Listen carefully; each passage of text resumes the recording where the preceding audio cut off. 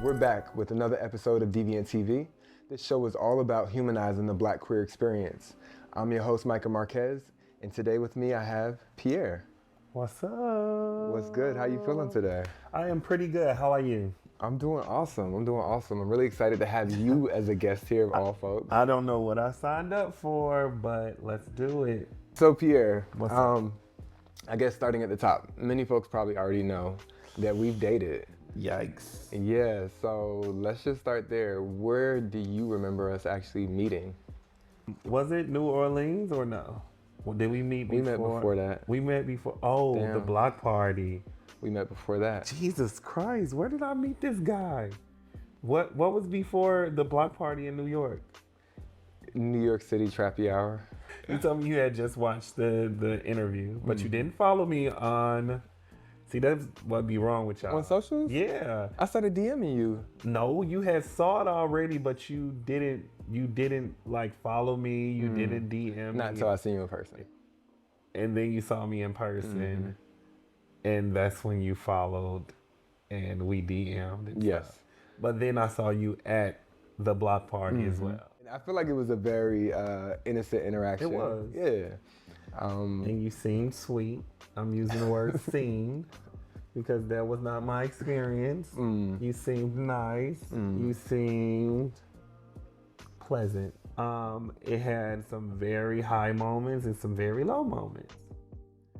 And yeah, you took me on a roller coaster ride, Micah. And see, that's interesting to hear you say that because I think that's my same reflection, a roller coaster, in the sense, but in a different way, right? You gave me butterflies because you could make me laugh from my gut, and I hadn't had that feeling in a really long time. Like, you are definitely probably like one of the goofiest people I've ever met. I am so silly. Yes. But also incredibly intelligent, also incredibly caring. And so it was one of those things where I was like, ooh, shit. Like, I think I really I know I like this guy. I know we're sexually compatible. And now we're like, going on this trek. But I think, I know for myself, I was still going through You a was breakup. fucking shit up. I was going through a breakup. You was fucking shit up. You had no business coming into my life. But I told you all of those things, no? Why do niggas think just because you tell somebody something that just takes away all of like the responsibility or like the impact in which they place in people's lives? Just because you told me, just because you was honest about stuff, that does not take away any of the things I experienced. That's real. That's real.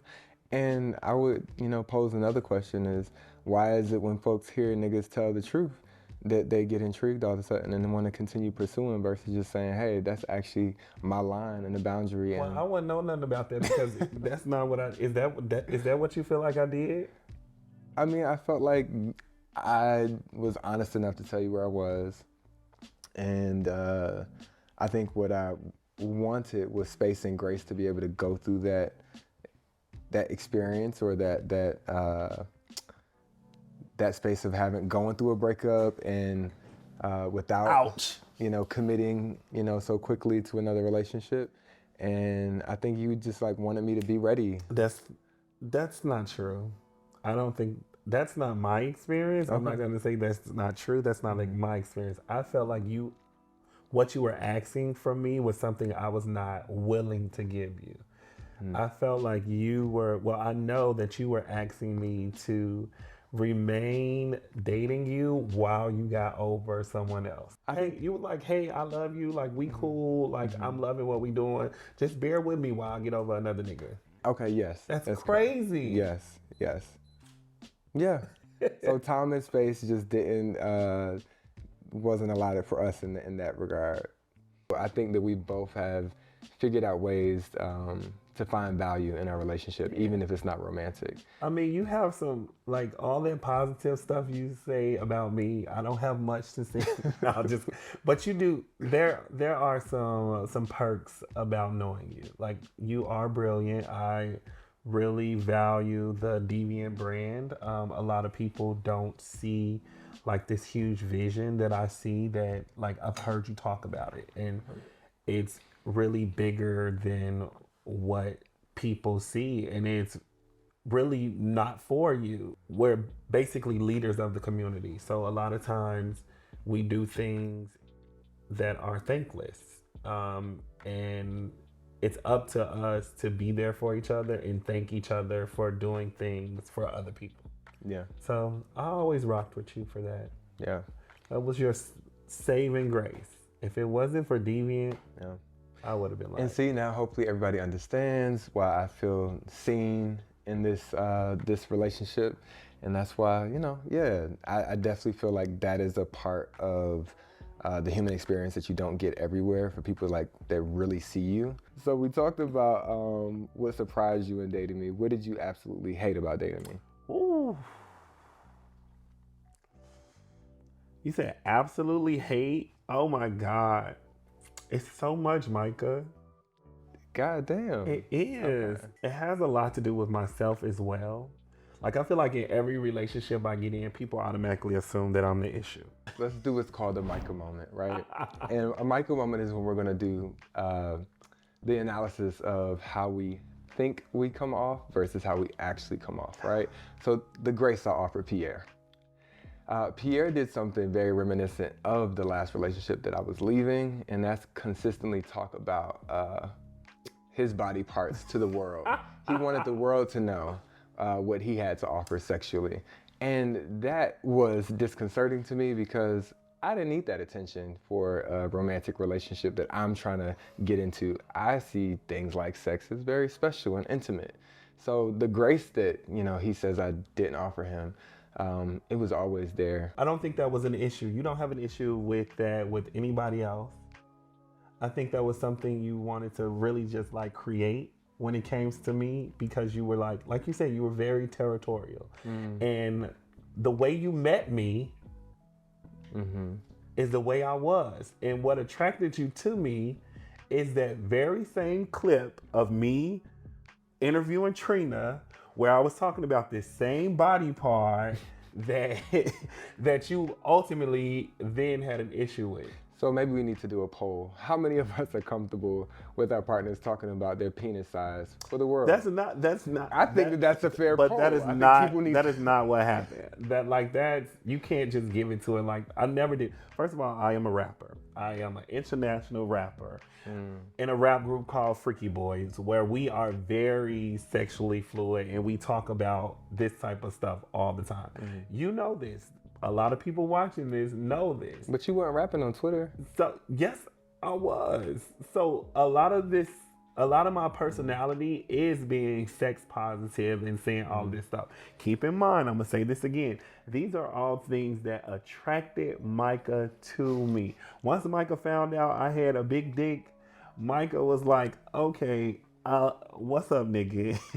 I'm a bird, and this is true. Exactly. But once the dick became his, he was like, oh no, it's a wrap. Like, and when I found out that it could be for everybody, but it wasn't for everybody. I know that. It wasn't. Everybody could think you pinky. Get the fuck up. But while you on the subject of Gemini, I want to do a thing of superlatives real quick. You know what a superlative is? I won everything in high school. So. Okay. So, I mean, if you ask me and most of the world, they'll tell you that Geminis is just like, you know, crazy, terrible, horrible people. But from a Gemini, you may see it differently. So I would like to know, I'm going to name a few names. See, if you name it Geminis, that's not fair, because what people do when they hate Geminis, they go and find the worst Geminis, Donald Trump, Kanye West. They never name... the Lenny Kravitz, they never name. Well, let's do this. And you assign the superlatives. Okay. Azalea Banks. See? Who is she as a Gemini? See what I'm talking about? What superlatives does Azalea Banks have? See what I'm talking about? Most talkative. Most talkative. Okay. Kanye West. What superlative is Kanye West? Best dressed. Okay. Tupac Shakur. Most likely to succeed. Okay. That didn't end well. Lenny Kravitz.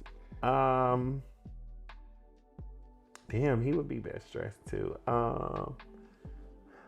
Most popular. That's what I wanted in high school. Most popular. Okay. Naomi Campbell.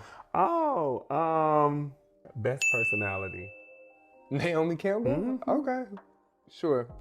Angelina Jolie. Oh, see, say why you name the best actress? Okay, bet. And then yourself. I would be the best rapper. Okay, bet. Period. Take that, Kanye West. And Azalea. And Azalea. And Tupac.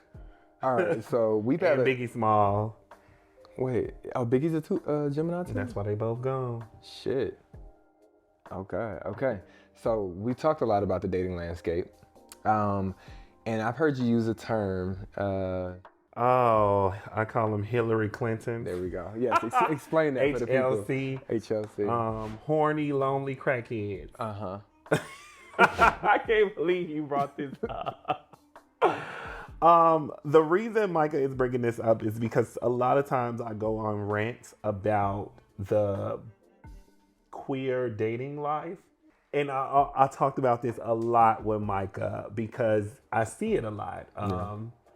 There's not a lot of relationships. I think there should be more relationships in the Black queer community.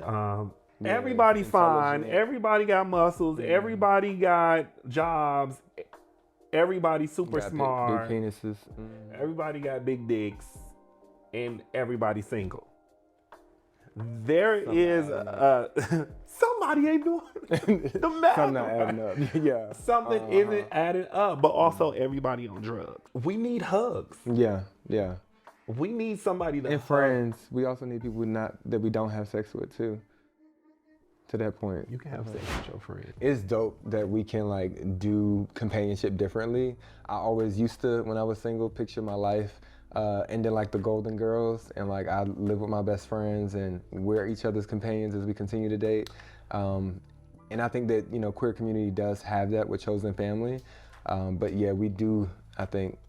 Because a lot of people, anytime I make this argument, a lot of people bring up their friends, which I have a lot of friends. Yeah. Anytime I bring up like companionship and saying like, y'all, we supposed to be like dating and stuff, people be like, y'all ain't got friends. That's why you ain't cuddling when you get off work and you come home, you ain't laying you ain't laying on your friend's chest. Like, you can't fuck your friends. You said you could earlier. Like coming home to somebody, and that's why all the gays got dogs. I'm so sick of y'all and these golden doodles and all these.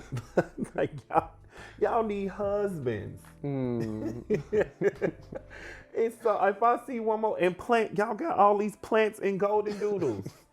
I know a plant hates to see a gay man coming. So going back a little bit on the topic of horny, lonely crackheads. Yes. The concept of bring back shame. I actually was reading again from my girl Brene Brown, and she created this differentiation of shame versus guilt. Shame is one of the things that she says rarely produces anything positive. Shame is one of the things that produces things like depression, produces things like addiction. Well, I can. Who said this? Brene Brown. Brene, wonderful white woman. Yeah. Okay. She is a wonderful white woman. Okay. Okay, I can see, I can get with that because I am a big time advocate of bringing back shame, but I can see, thanks to your explanation, where that could go wrong. So maybe we should bring back guilt. Yeah. A lot of my bring back shame stuff always came from drugs, not necessarily like, even though sex is becoming really, really crazy in our community, like, it's some of these kinks, whatever, but okay. It was always with drugs.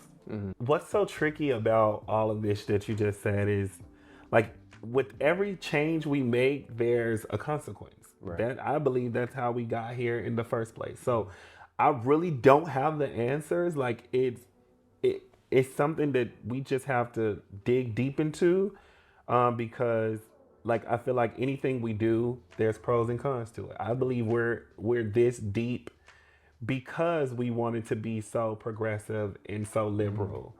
And and I think no, seriously, which was a great thing. We wanted to be so progressive. We wanted to be so sex positive. We wanted to get rid of being judgmental. We wanted to get rid of shame. And all of this is great, right? On paper, it's great. It sounds good. But then you get to the point where now everybody is horny, lonely crackheads. All right, I'm gonna back you up 1 second here, because I think I'm seeing the disconnect, right? The disconnect. I think that what people think about sex positivity and what they think about harm reduction is like, oh, that just means go and it's a free for all. And go fuck the hood of a car. Right. And I think that, well, from what I've learned about sex positivity and harm reduction, even body positivity, is none of those things. It's not this concept of just, it's a free for all, but rather continuing to tell somebody, hey, you are worthy of love. Like, regardless of your sexuality, regardless of how much sex you have had, regardless of your body type, regardless of the substances that you have used, you are worthy of love. And I think that if you go from that perspective, you're considering care, because a person who, and that's, you know, if it's sexual health resources, that's if it's like testing your drugs so that you don't die, you're getting to a place of the health and wellness component of these things.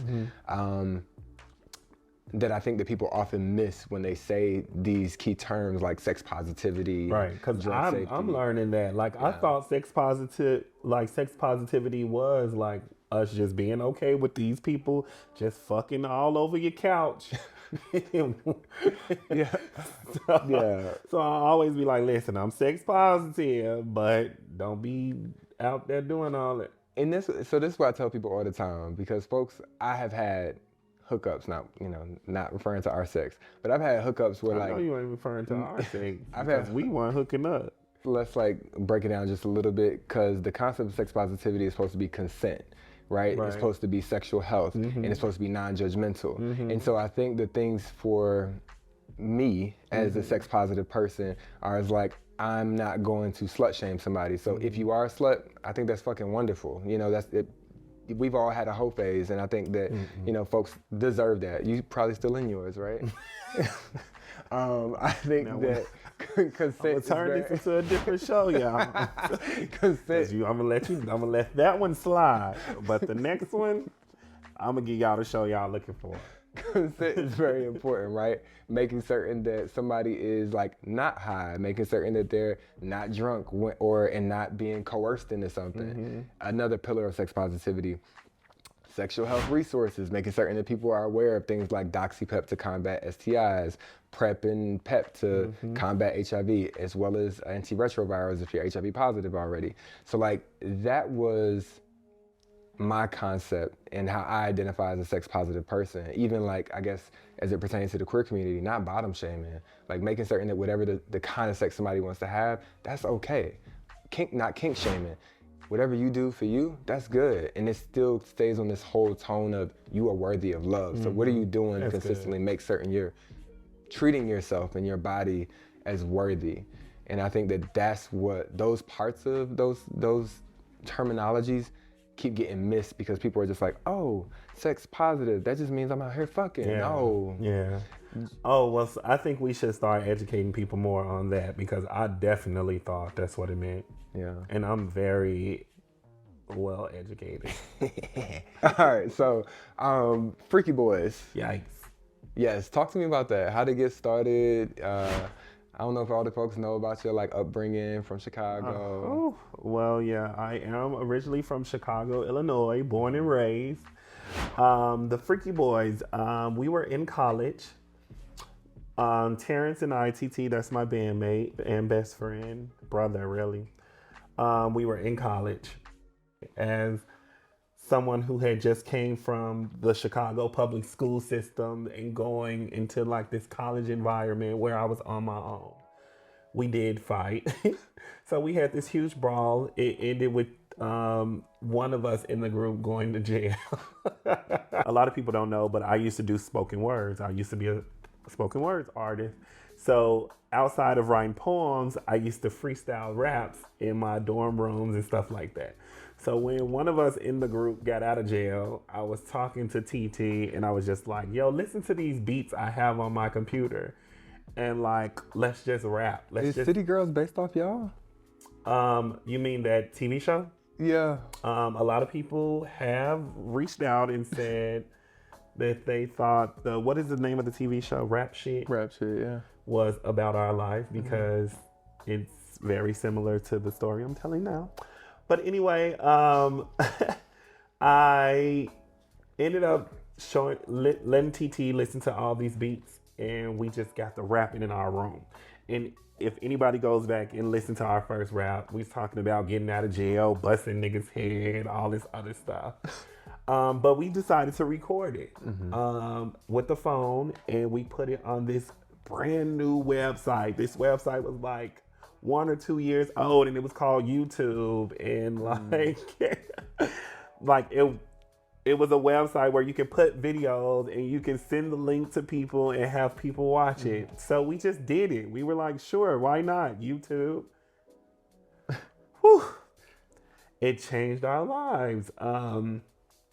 Overnight, and this was before the word viral. This was before like views and like all of this stuff. Like, but overnight, we were on all the blogs. Before the Shade Room, there was this blog called what was it? What was that ghetto ass blog? Oh, it was so ghetto. I hate it. World Media Takeout. Oh. We were on Media Takeout as the 16-year-old boys are rapping about sucking dick. We were like 20 years old. Oh, God. Like 20, 21. Right. So everybody was just like, these 16-year-olds. And it just blew up. There wasn't a black queer person, or there wasn't really any black people at that time that didn't know who we were. Our first single was produced by DJ Mustard on the beat. Bounce, which led to like us about to be signed, us on the Breakfast Club, us New York Times. We were just on top of the world. We both had been like on academic probation a lot of times. So TT, I think he had reached like his last straw. Like, if you don't pass this class, like, you're not getting back in this college. So I was like, okay, I'll do the show and you do your test. And I went and I like performed by myself. It was so scary. And like, I was letting the crowd sing TT's part and stuff. It was kind of like JT being in jail, and Carisha was like still out performing and stuff. So now you host Purse First. I host Purse First. Yes, and you give feedback on rap culture as it relates to women and queer folks in rap. Yes. What is your take on the state of rap now? Well, and shout out to Purse First. For people who do not know, I host this podcast with my girl Cecily, Bad Fat Black Girl on everything. She is this amazing journalist, author. She just co-wrote Trina's memoir. Dope. I'm giving Cecily all her props because I'm like Cecily's biggest fan.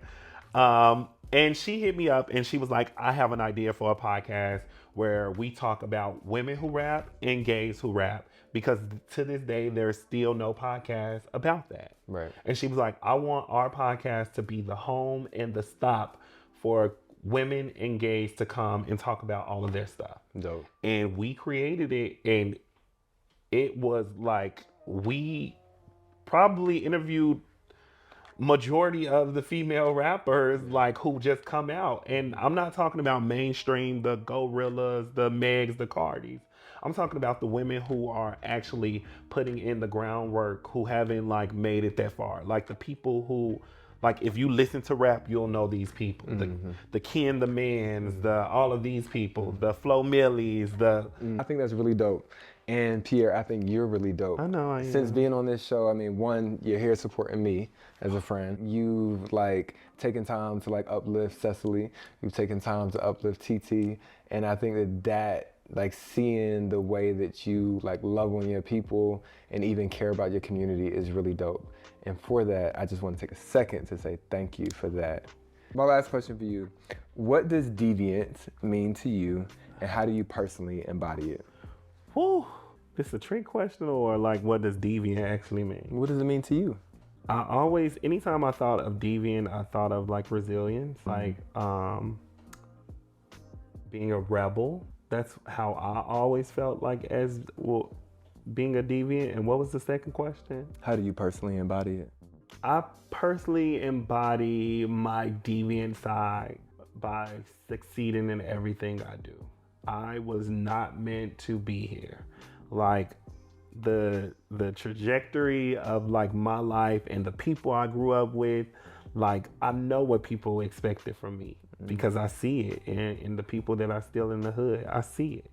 So me stepping into these rooms and doing the unthinkable, that is me being a deviant. I want to thank you again for joining us on this episode of DVNTv. Again, an experience that simply humanized our Black queer experience. I want to thank again Pierre for joining us on today, and that's a wrap.